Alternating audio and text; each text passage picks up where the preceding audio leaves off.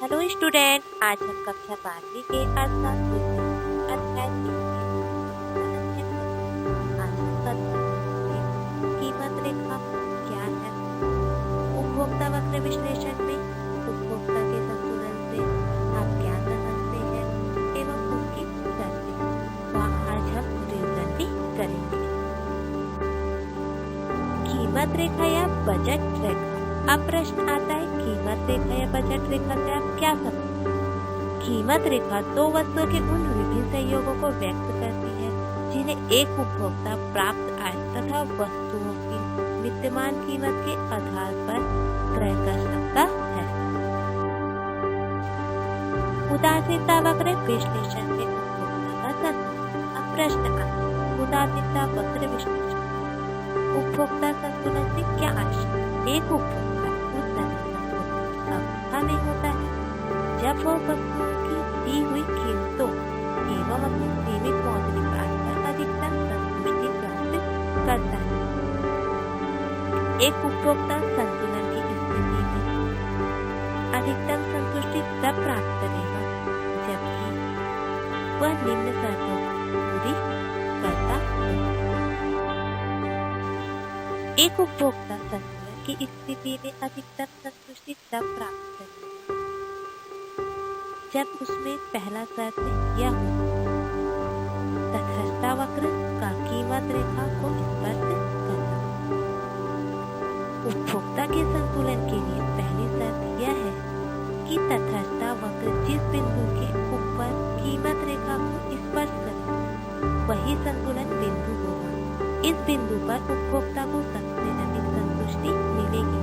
इसे पार्श्व रेखा चित्र के माध्यम से स्पष्ट किया जा सकता है।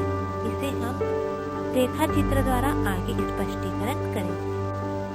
रेखा चित्र द्वारा स्पष्टीकरण। रेखा चित्र में AB कीमत रेखा है तथा IC1, IC2, IC3 ये तीन तटस्थता वक्र है। ये वक्र X और Y वस्तु के संयोग को प्रदर्शित कर रहे हैं। IC3 तथा IC1 तटस्थता वक्र कीमत रेखा से क्रमशः ऊपर नीचे है, अर्थात एक उपभोक्ता अपनी सीमित आय से क्रय नहीं कर सकता और IC1 कम संतुष्टि को व्यक्त करता है। लेकिन IC2 वक्र एक रेखा वक्र है जो P बिंदु पर कीमत रेखा को स्पर्श करता है। वस्तु P बिंदु उपभोक्ता का संतुलन बिंदु होगा। कीमत रेखा का ढाल तटस्थता वक्र के समान।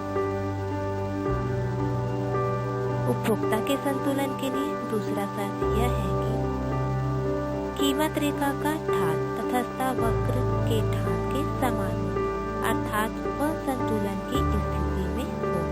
उपयुक्त चित्र में P बिंदु पर कीमत रेखा तथा तटस्थता वक्र का ढाल एक समान या बराबर है, जिसे हम आगे रेखा चित्र द्वारा समझेंगे।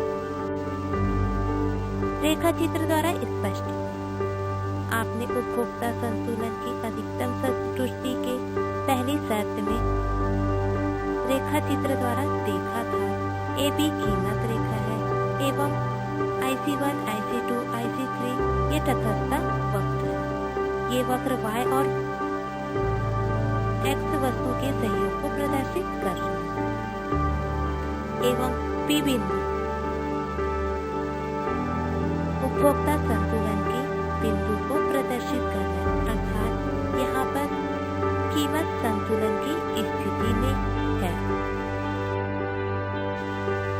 उपभोक्ता संतुलन की तीसरी शर्त यह है कि सीमांत प्रतिस्थापन की दर घटती हुई हो, अर्थात उपभोक्ता के स्थायी संतुलन के लिए आवश्यक है कि X और Y के लिए सीमांत प्रतिस्थापन की दर घटती हुई तथा तटस्थता वक्र मूल बिंदु के प्रति अधिकतम हो।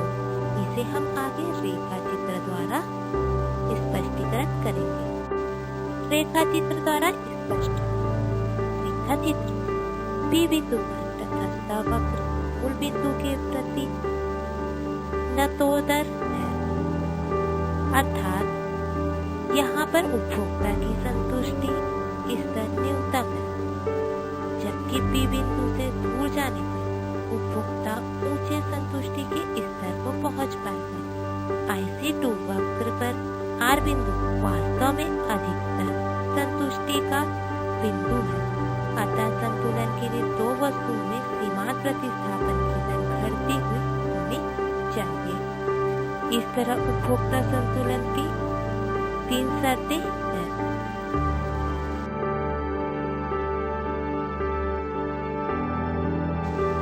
रिवीजन। उदासीनता वक्र का अर्थ।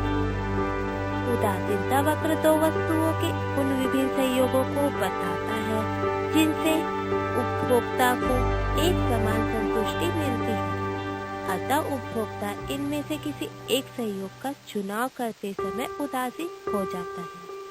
अधिमानों के इस वक्र को ही उदासीनता वक्र या तटस्थता वक्र या फिर अधिमान वक्र कहा जाता है। अब हम उदासीनता वक्र को एक तालिका द्वारा स्पष्टीकरण करेंगे। यहाँ आप एक तालिका देख रहे हैं। इस तालिका में दो वस्तुओं के संयोग एवं उसकी प्रतिस्थापन दर को स्पष्ट किया गया है। उक्त तालिका में संतरा और सेब के 5 संयोग दिखाए गए हैं, जिनसे उपभोक्ता को एक समान संतुष्टि प्राप्त होती है। उपभोक्ता को प्रथम संयोग में संतरे की 2 इकाइयाँ एवं सेब की 14 इकाई का उपभोग करने से जो संतुष्टि मिलती है, उतनी ही संतुष्टि उसे दूसरे संतरे में संयोग की 4 इकाइयों एवं सेब 10 इकाइयों का उपभोग करने से मिलता है। यदि वह दूसरे संयोग का चुनाव करता है तो एक अतिरिक्त संतरे का उपभोग करने के लिए सेब की 4 इकाइयों का त्याग करना पड़ेगा, ताकि उसे पहले के बराबर संतुष्टि मिलती रहे, जिससे उपभोक्ता को एक समान संतुष्टि मिलती है। अतः उपभोक्ता इनमें से किसी एक संयोग का चुनाव करते समय उदासीन हो जाएगा, क्योंकि उपयोगिता को संख्या के रूप में मापा नहीं जा सकता है। अतः इन विभिन्न संयोगों से कितनी संतुष्टि मिलती है, यह संख्या के रूप में बताया नहीं गया है। उदासीनता वक्र को हम एक रेखा चित्र द्वारा स्पष्टीकरण करें। यहाँ आप एक रेखा चित्र देख रहे हैं। प्रस्तुत रेखा चित्र में OX आधार पर संतरों की विभिन्न इकाइयाँ तथा OY लंब रेखा पर सेब की विभिन्न इकाइयों को दिखाया गया है। चित्र में IC उदासीनता वक्र है। इस उदासीनता वक्र में ABCDE बिंदु संतरे एवं सेब के उन 5 संयोगों को बताता है जिनसे उपभोक्ता को एक समान संतुष्टि मिल रही है। अतः उपभोक्ता इन विभिन्न संयोगों में से किसी एक संयोग का चुनाव करते समय उदासीन हो जाएगा, इसलिए इसे उदासीनता वक्र या तटस्थता वक्र कहते हैं। जब ABCD एवं E बिंदुओं को सरल रेखा के द्वारा जोड़ा जाता है तो इसे उदासीनता वक्र कहते हैं। रेखा चित्र द्वारा स्पष्टीकरण। रेखा चित्र P बिंदु पर तटस्थता वक्र मूल बिंदु के प्रति नतोदर है, अर्थात यहाँ पर उपभोक्ता की संतुष्टि स्तर न्यूनतम है, जबकि P बिंदु से दूर जाने पर उपभोक्ता ऊंचे संतुष्टि के स्तर को पहुँच पाएगा। IC2 वक्र पर R बिंदु वास्तव में अधिकतम संतुष्टि का बिंदु है, अतः संतुलन के लिए दो वस्तुओं में सीमांत प्रतिस्थापन की दर घटती हुई होनी चाहिए। इस तरह उपभोक्ता संतुलन की 3 शर्तें हैं।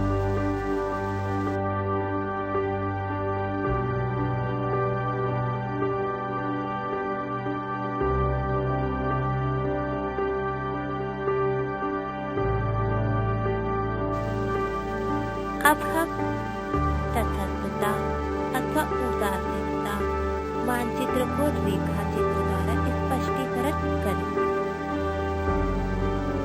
यहाँ आप रेखा चित्र देख रहे हैं।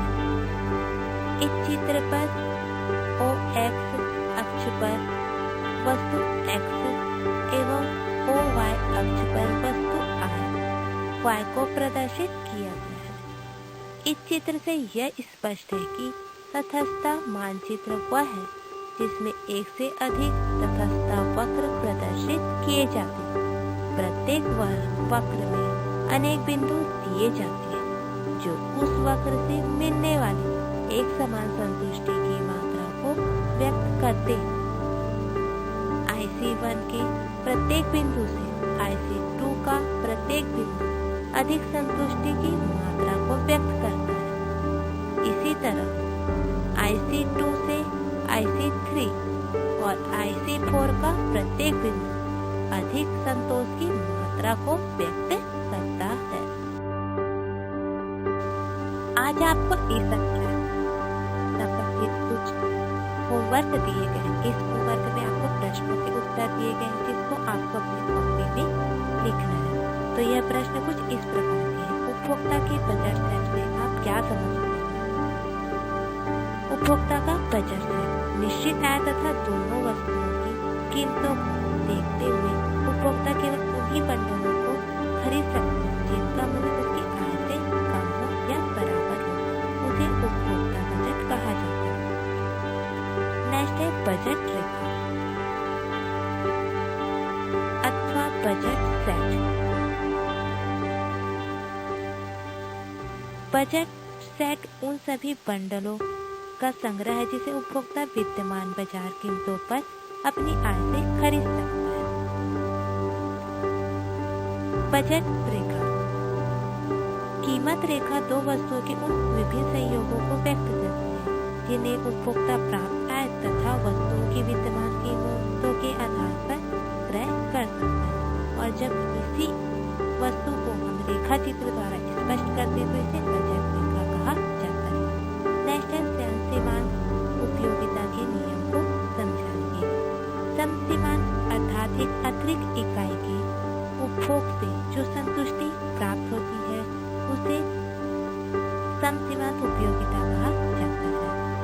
समसीमान उपयोगिता का नियम यह स्पष्ट करता है कि एक उपभोक्ता अधिकतम संतुष्टि प्राप्त करने के लिए अपनी आय को विभिन्न वस्तुओं पर इस प्रकार तय करेगा कि प्रत्येक वस्तु पर खर्च की गई रुपयों की अंतिम इकाई से प्राप्त होने वाली सीमांत उपयोगिता आपस में बराबर हो जाए।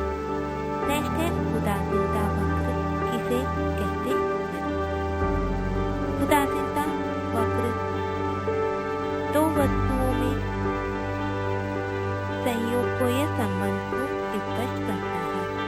अर्थात उदासीनता वक्र दो वस्तुओं के उन विभिन्न संयोगों को बताता है जिनसे उपभोक्ता को एक समान संतुष्टि मिलती है। अतः उपभोक्ता इनमें से किसी एक संयोग का चुनाव करते समय उदासीन हो जाता है। अधिमानों के इस वक्र को ही उदासीनता वक्र या तटस्थता वक्र या अधिमान वक्र कहा जाता है। नेक्स्ट है उदासीनता वक्र की विशेषताएं। उदासीनता वक्र की विशेषताएं कुछ इस प्रकार है। उदासीनता वक्र बाएं से दाएं नीचे गिरता हुआ होता है अर्थात वक्र का ढाल ऋणात्मक होता है। नेक्स्ट है एक ही उपभोक्ता के दो उदासीन वक्र एक दूसरे को कभी नहीं काटते। नेक्स्ट है उदासीनता वक्र कभी भी किसी अक्ष को अर्थात x व y अक्ष को स्पर्श नहीं करते। उदासीनता वक्र की वक्रता दो वस्तुओं के भी स्थानापन्न एवं पूरकता के अंश को बताती है अर्थात उदासीनता वक्र जितनी कम वक्रता के लिए हुए होगा दो वस्तुओं के भी